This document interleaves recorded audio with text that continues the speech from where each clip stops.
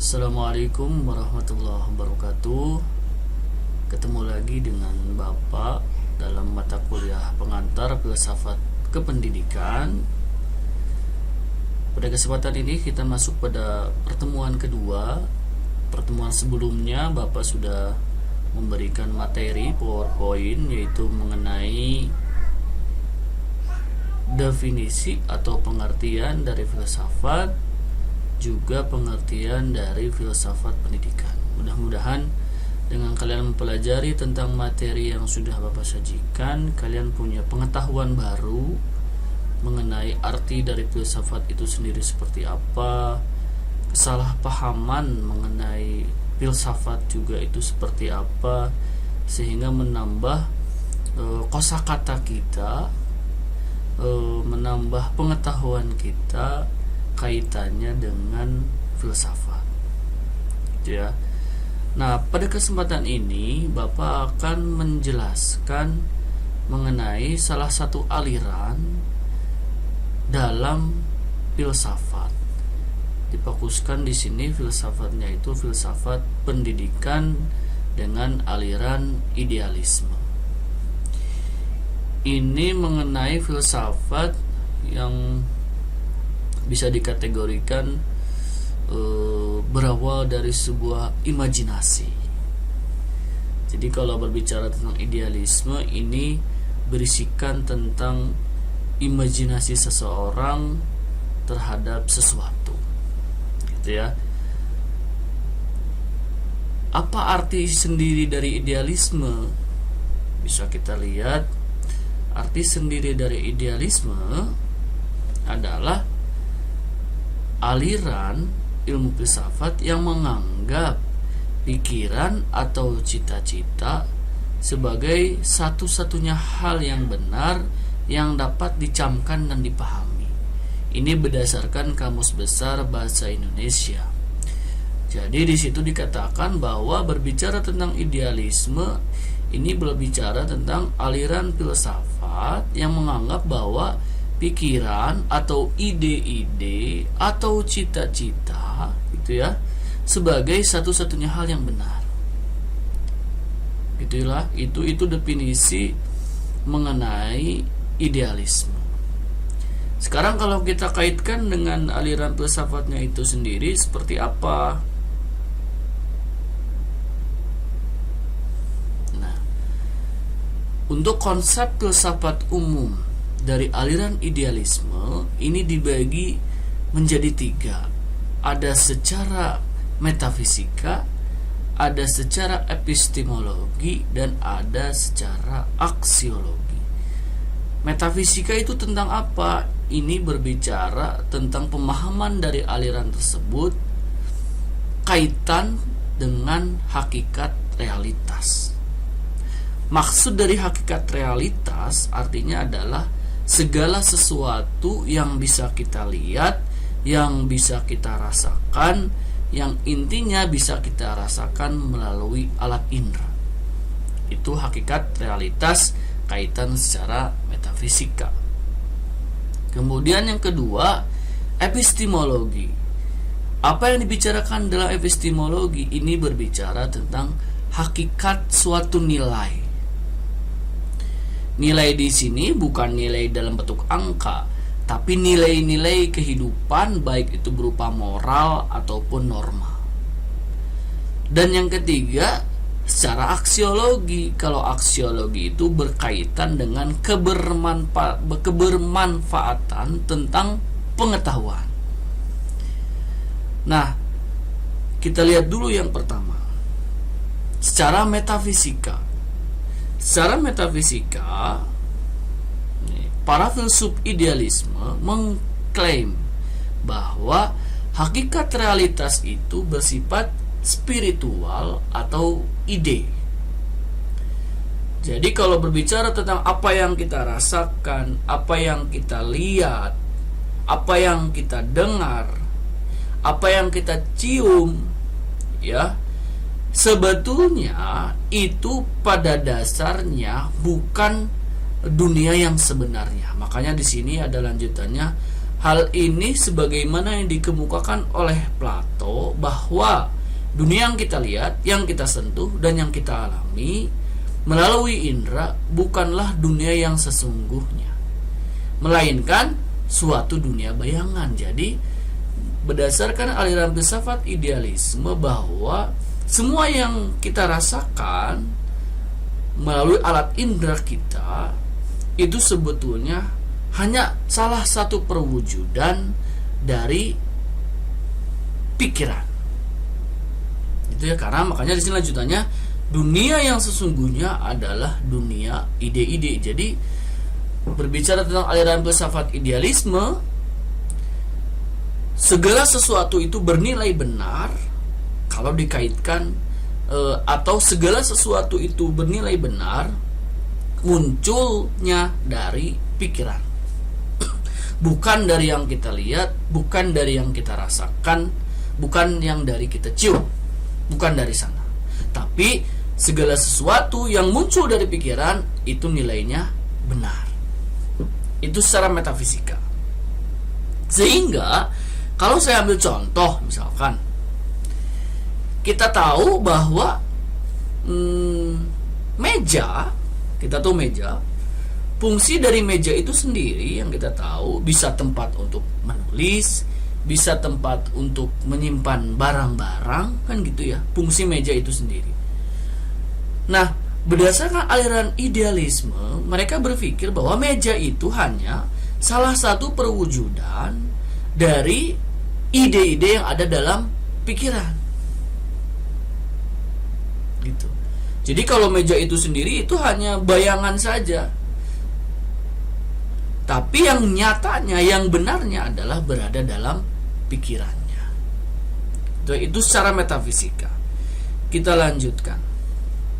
Nah, masih berkaitan dengan metafisika, realitas itu dikatakan diturunkan dari substansi fundamental. Kalau substansi berarti kan sesuatu yang penting, fundamental berarti kan yang mendasar. Jadi berdasarkan aliran idealisme bahwa realitas itu pada dasarnya nih bersifat non material. Artinya tadi berawal dari pikiran tadi, itu kan non material, yaitu pikiran, spirit atau roh. Di sini contohnya itu kursi. Kursi sesungguhnya bukan bersifat material, hanya tampaknya saja yang bersifat material tuh yang kita sering duduki. Pada hakikatnya kursi itu adalah spirit, yaitu ide tentang kursi itu sendiri.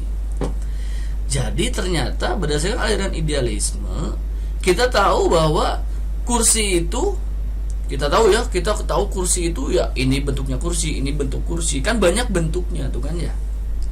Nah, sebetulnya bentuk yang kita lihat dengan berbagai macam rupa dari kursi itu sebetulnya adalah itu hanya salah satu perwujudan dari pikiran. Itu yang harus kita tangkap dulu mengenai aliran filsafat idealisme. Nah, kursi itu nilai kebenarannya itu berada dalam ide-ide. Itu yang harus kita pahami. Oke, kita lanjutkan.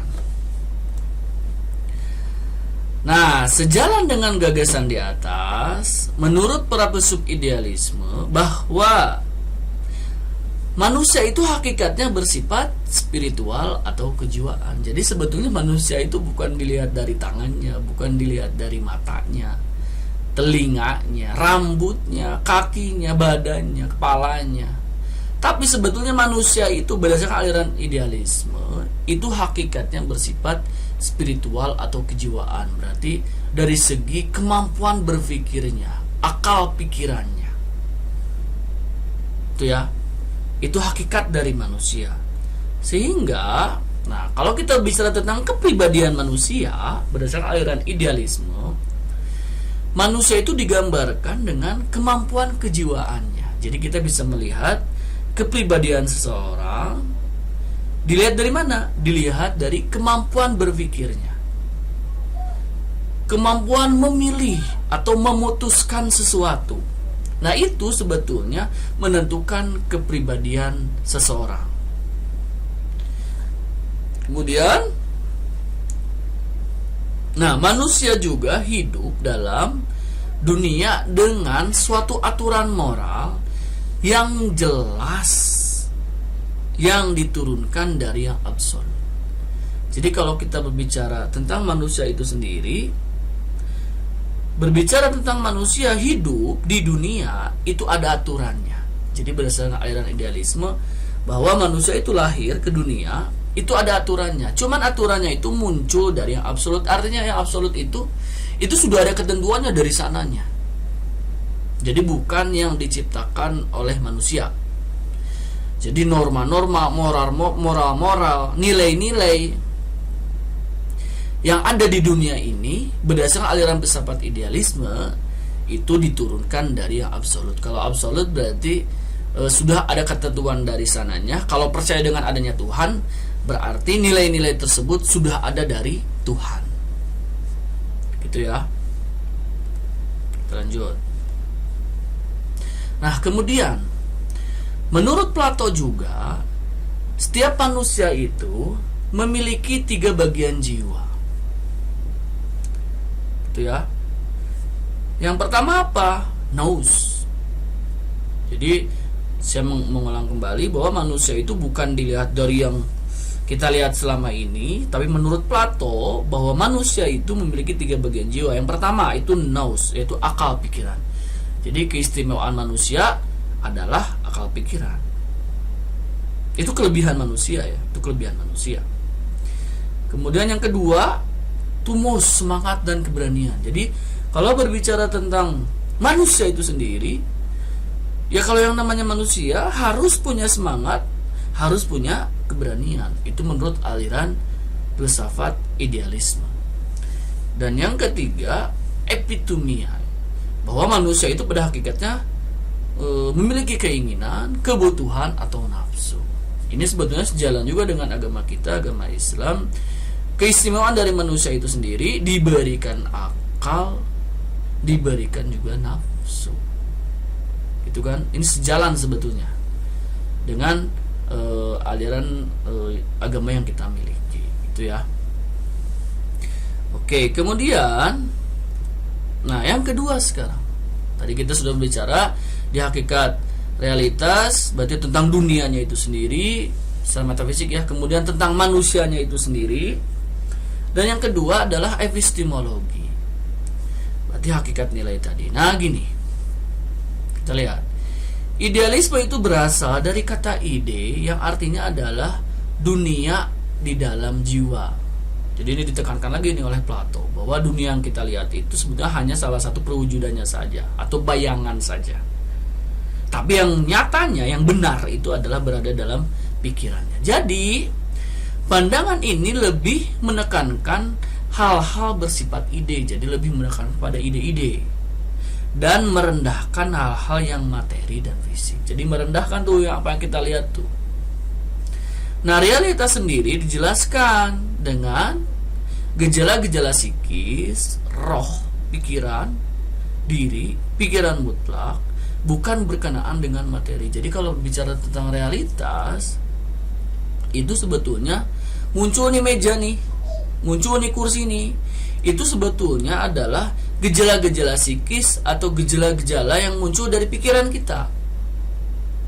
Jadi munculnya kursi sebagai tempat duduk itu sebelumnya adalah muncul dulu dari pikirannya. Wah, apa nih yang namanya tempat untuk duduk? Oke, dalam pikirannya dinamakan itu sebagai kursi.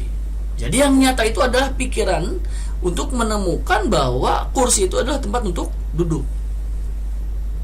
Kayak gitu. Oke, kita lanjutkan. Karena tadi hakikat berbicara tentang epistemologi, kemudian proses mengetahui terjadi dalam pikiran, ya. Jadi setelah kita mengetahui ini, oh kursi itu tempat untuk duduk, terjadi di dalam pikiran mengetahui. Manusia memperoleh pengetahuan melalui berpikir, sehingga muncullah ide bahwa kursi itu memang tempat untuk duduk. Nah,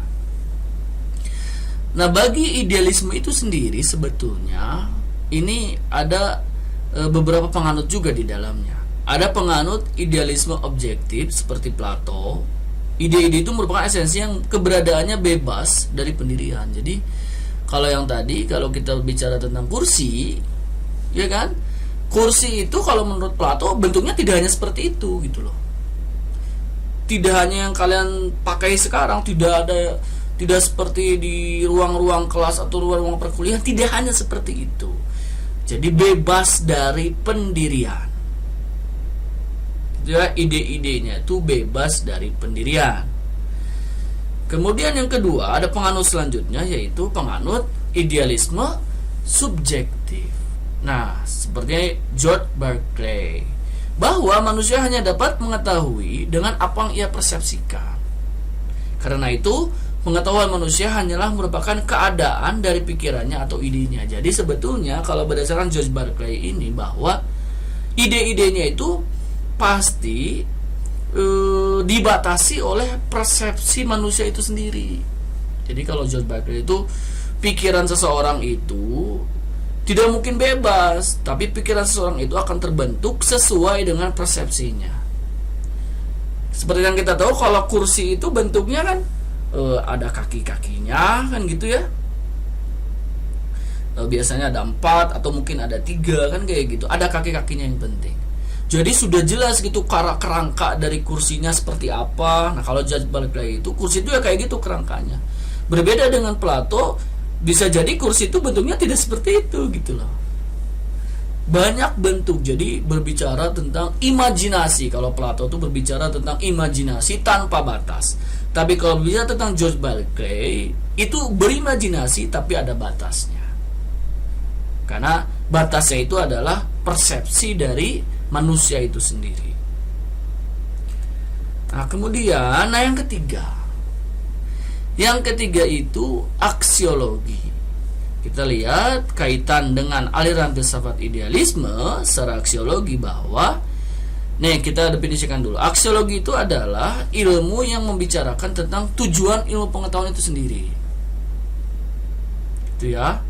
Jadi aksiologi ini merupakan ilmu yang mempelajari hakikat dan manfaat yang sebenarnya dari pengetahuan. Kaitan dengan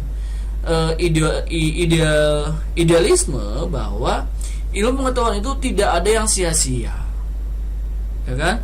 Kalau kita bisa memanfaatkannya, dan tentunya dimanfaatkan dengan sebaik-baiknya dan di jalan yang baik pula. Jadi kaitan dengan aliran idealisme, tujuan dari ilmu pengetahuan itu sendiri, ketika manusia sudah berpikir kemudian memperoleh pengetahuan. Nah, pengetahuan itu sendiri sebetulnya tidak ada yang sia-sia jika dimanfaatkan dalam hal yang bersifat atau dalam hal yang sifatnya baik. Itu kaitan tentang aliran filsafat idealisme secara aksiologi. Itu ya. Nah, para prinsip idealisme sepakat bahwa nilai-nilai itu bersifat abadi. Itu ya. Jadi yang tadi, bahwa nilai-nilai itu data diturunkan dari yang absolut, artinya berarti sudah abadi gitu, tidak akan berubah. Menurut pengarut idealisme teistik, nah berarti idealisme yang memiliki agama, berarti bahwa nilai-nilai abadi itu berada pada Tuhan. Baik, jahat, indah dan jelek diketahui setingkat dengan apa? Dengan ide baik, ide indah, konsisten dengan baik dan indah yang absolut dalam Tuhan. Jadi berbicara tentang nilai baik, nilai indah, nilai jelek, nilai buruk, itu sebetulnya sudah ada ketentuannya dari Tuhannya. Ini kaitan dengan yang perkataan tadi, bahwa nilai-nilai itu diturunkan dari yang absolut. Oke. Dapat disimpulkan bahwa manusia itu diperintah oleh nilai-nilai moral imperatif dan abadi yang bersumber dari realitas yang absolut. Jadi kita hidup di dunia ini dibatasi oleh moral-moral, ya kan? Nah, moral-moral ini bersifat abadi yang bersumber dari realitas yang absolut. Kalau realitas absolut berarti kan kita berbicara tentang nilai-nilai yang sudah ada ketentuannya dari sejak lama dan tidak akan berubah dan berasal dari Tuhan. Kan kayak gitu sebetulnya. Ini berbicara tentang aliran filsafat idealisme. Nah, kita lihat sekarang implikasinya terhadap pendidikan. Seperti apa implikasinya? Nah, dilihat dari 4 aspek. 1. Tujuan pendidikan. 2. Kurikulum pendidikan. 3. Metode pendidikan. 4. Peranan guru dan siswa. Nah, untuk yang ini, yang B ini, Bapak ingin kalian yang mencari tahu mengenai implikasi dari idealisme kaitan terhadap pendidikan. Tujuan pendidikan kalau yang aliran idealisme seperti apa? Kurikulum pendidikan aliran idealisme seperti apa? Metode pendidikannya juga seperti apa? Peranan guru dan siswanya juga seperti apa? Silakan kalian cari informasi dari manapun, kayak gitu ya. Kemudian kalian sajikan dalam bentuk PowerPoint. Kalian sajikan dalam bentuk PowerPoint semenarik mungkin, nanti dikumpulkan di e-learning sebagai tugas pada pertemuan kita kali ini. Mungkin itu untuk pertemuan kita kali ini. Kalau ada pertanyaan mengenai materi yang sudah Bapak sajikan, kalian bisa tanyakan di forum diskusi pada e-learning. Nanti kita akan melakukan tanya jawab. Harapannya kalian selalu aktif untuk bertanya. Seperti Bapak bilang, kaitan tentang pengantar filsafat kependidikan yang harus kalian biasakan dari sekarang adalah melek huruf. Jadi memahami suatu makna dari suatu kalimat. Itu yang harus kalian biasakan mulai dari sekarang. Cukup sekian dari Bapak. Wassalamualaikum warahmatullahi wabarakatuh.